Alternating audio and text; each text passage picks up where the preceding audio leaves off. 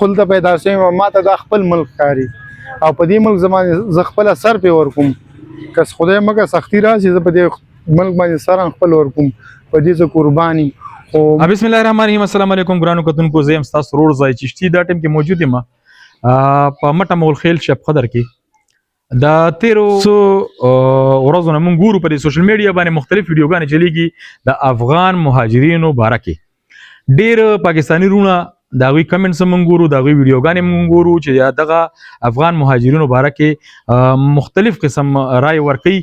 خو دا افغان مهاجرین چې کوم وخت نه راغلي دي، تقریبا د 50-60 کلونو په دغه ملک آباد دي او په دغه خوره باندې په دغه سیمه باندې همیشه دوی خپل د حلال رزق د ګټلو تکل کړی دي.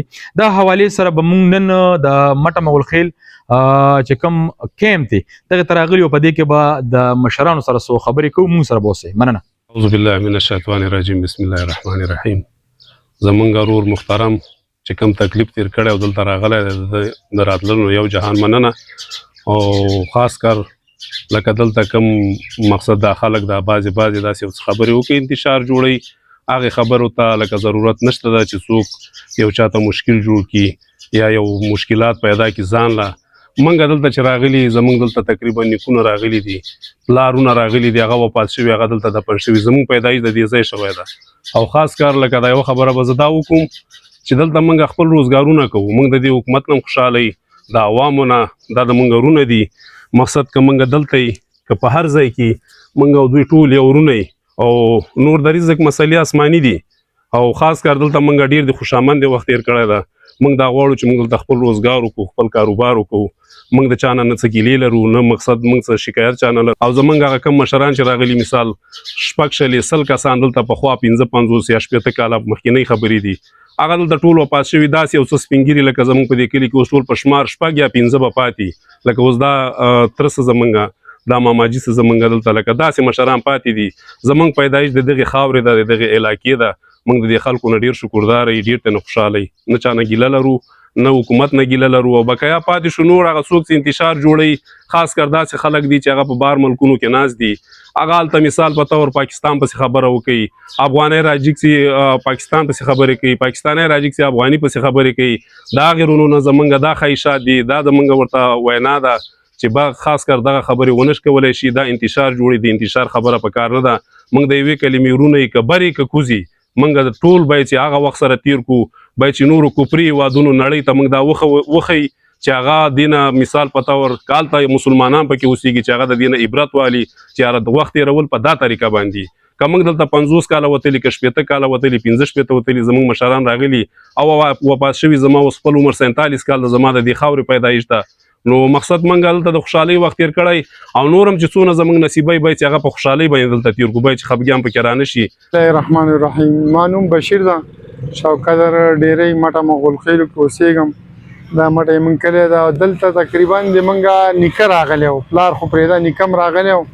نو تقریبا د 500 کلونو هلته موږ اوسېږو. موږ د موجوده ادارو نه دا غواړو چې مهاجر کم غیر راجسټر دي، د هغې قانوني کاروی دې وکړي، موږ یې مخالف یو. او چې کوم راجستر مهاجر دي قانوني اوسېږي، هغې باید دلته پاتې سي. موږ زه خپله بره وطن ته زما زړه نه کېږي، دلته وړوکی رالوی شوی یم. دا ماته وطن ښکاري، والله که راته کم ښکاري. بیا تاسو دې مټه کې موږ کیم ده، تاسو پوښتنه وکړئ چې یو مهاجر تر اوسه پورې 2 نمبري کار کړی ده، غلطي کړې. څوک د سارو کار کوي، څوک دیاړي کوي، څوک مزدوري کوي، حلال رزق خپلو بچو ته ګټو. زما دا واړه بچي په سکول وایي، مدرسه وایي. نو موږ دلته ډېر خوشحاله یو. که موږ دلته اجازه وکړي نو پاتې سو، نو دا موږ لپاره غټه خبره ده. بسم الله الرحمن الرحیم. زما نوم ده ګل حمزه. موږ 60 کاله زما خپله عمر ده او دلته چې کله موږ راغلو هجرت هم راوکړو. موږ سره ډېر ښه سلون دې خلکو کړی، یعنې دا حکیم صاحب دریاب پورونه راونیسه او منډې پورې و. دغه ټول مهاجرین ورونه ورتله، پترۍ ګانی هر څه یې راوړه، یعنې دې خلکو سینه ورته خلاصه وه. او الحمدلله اوس هم هغسې مخکې سینه خلاصه ده، اوس هم هغسې خلاصه ده. همغه نظر راته ګوري او دغه حلال رزق هر افغانی ورور خپل محنت کوي، که کباړ راټولوي، که مثلا کپړې دوکان وي، که د فروټو دوکان وي، که هر څه خپل مهنت کوي بچی ته یو حلال رزق ګټي نو بس منګه دلته ما خپل الحمدلله دلته بچی پیدا سو په دې خاوره په دې خاوره د ما مسیان پیدا سو الحمدلله منګه ټول افغانان پښتانه کاغه د افغانستان دي که د پاکستان دي دا ټول یو ورونه دي څوک غلطي ویډیوګانې کوي هغو ته اول زما دا درخواست ده یعنې باید یو تضاد پیدا نه کړي باید داسې یو ښه سلوک وکړي ښې خبرې وکړي نو دغه زما ټولو مشرانو ته او کشرانو ته څومره که په بار یې که خارج دي که هر چېرته یې بس یو ډېر ښه سلوک وکړي ښې خبرې وکړي یو چا په کې نفرت پیدا نه کړي